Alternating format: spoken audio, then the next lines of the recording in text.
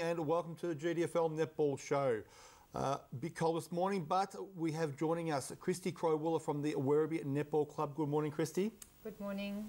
How are you today? I'm very good. We haven't seen you for a few weeks. No, I've been very busy. Don't give up your Saturday netball because you're even more busy. Really? That's right. Yep. Okay.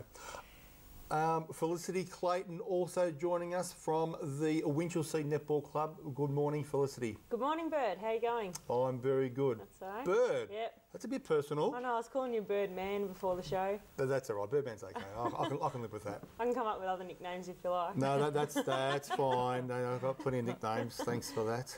How are you, Flick? Yeah, good. Had a good windy game on the weekend, so and I'm sure today will be freezing. Everyone will be out there freezing again. So. You umpired on the weekend? Yep, second, so my nerves have settled down a little now.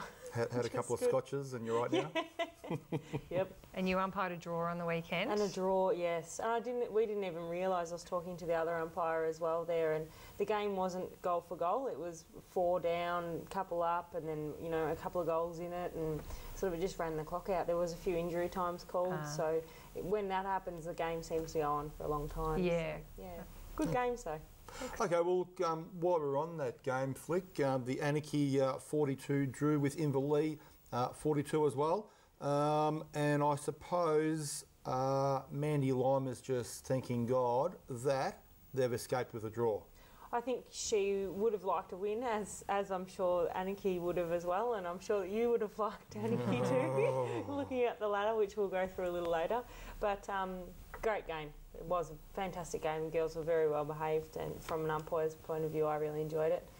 From a playing point of view, it was a clean game, and some really nice intercepts taken. So.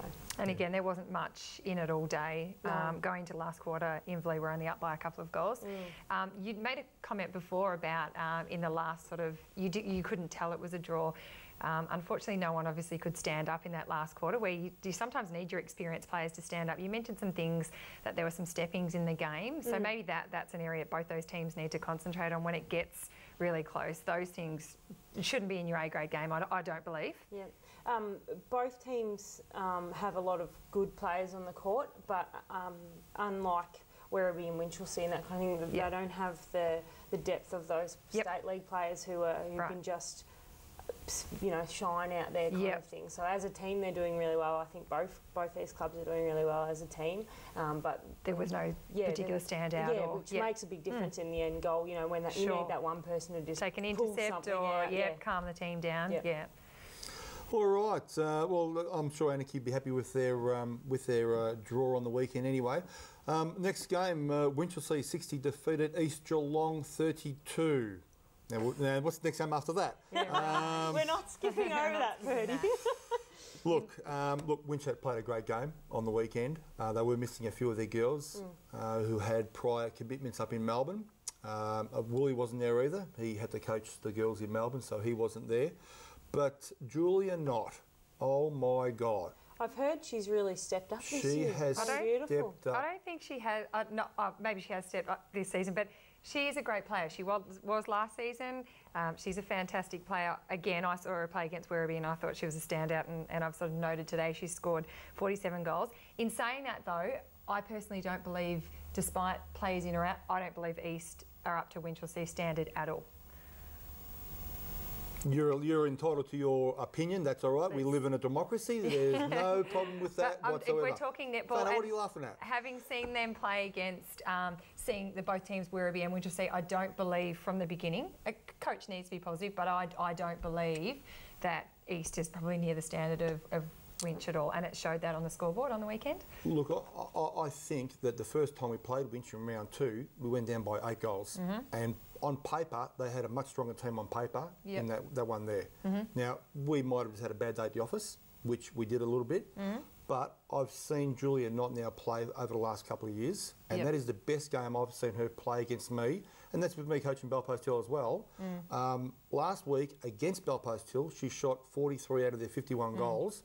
And Terry's got 2 6-footers in goals, and they in defence, and they couldn't stop her. And I've got two as well myself, and we tried everything, barring knocking her out. But she was just absolutely. Well, she was a standout in the Werribee game as well. I mean, her and Amanda were having a close contest, but certainly I noted her as a standout. But yeah, I think it's going to take a good defender to stop her leading into finals. So, Birdy, now that you've played that game and it was fairly close, how are you preparing the girls for the finals series coming up? Because you are just out now, but you are looking towards finals. Yeah, look, we're just out by half a game at the moment. But look, we'll just take 1 week at a time. We can't look too far ahead because... the old 1 week at a time, eh? 1 week at a time. Exactly right. Maybe you need to look towards the future. Finals. Yeah, no, I have. But as far as the games go, you can only take 1 week at a time, and who you're playing, and who's in and who's out. Who's in, who's out. We've got a couple of tough games to go before finals come around. We've got Werribee again and Belpost still last round. So we've got our work cut out for us. What's that, brother? Go for it. Fano's going to throw up a ladder for us. And here we go. The top 6 teams as they stand right now: Werribee, Winch, Belpost Hill, Corio, Inverleigh and East Geelong, and the points that they're on at the moment. Just below each of the teams, of course, we have their run home, the last 5 games. Now, of course, Werribee sitting comfortably on top there, 1 game clear of Winch. Yep. Looking at their Belpost Hill, going to be a tough game for them. We've got to play East Geelong again. I think the top 2 will stay the same. Yep. I think Werribee will finish strong and hold that top position. Yep. Probably looking towards the bottom half of it where we might see a couple of changes. Corio has been the only surprise for me, but after listening to last week, I know, again, they've been playing weeks with players in and out. Watch them come finals time. We know, I know at first hand that some of the players that they have playing with Corio can stand up come finals. So although they're sitting down a little, watch them, and especially whoever plays them first round, I think. It'll be really nice to see Inverleigh in finals if they can get there. I know, no, it won't. I know East has played finals previously before. It's a great time of the year. That's what we all play for. But yeah, you two will fight it out there at the end. You believe you'll be in, and I'm sure they'll believe they think they're going to make it. But absolutely, absolutely. Belpost Hill, of course, got North, Werribee, Belmont, Thompson, and East. So they've got not a bad run home. Werribee and East Geelong, that's going to be their 2 unfortunately, games.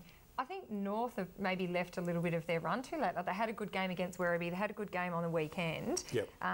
Unfortunately, I don't know, have they left it too late? We don't know. But continue that good netball, and we may see them push up a little higher as well. Yeah. So look, it's all very tight there, especially Inverleigh and East Geelong. There's only half a game separating us there. Belpost Hill and Corio 140. Corio have got not a bad run home as well. Winch and Werribee last round, so that'll be interesting. Look, we'll just see how we go, and we'll take it as it comes. All right, we'll go for a quick break, and we'll be back in just a moment. GDFL.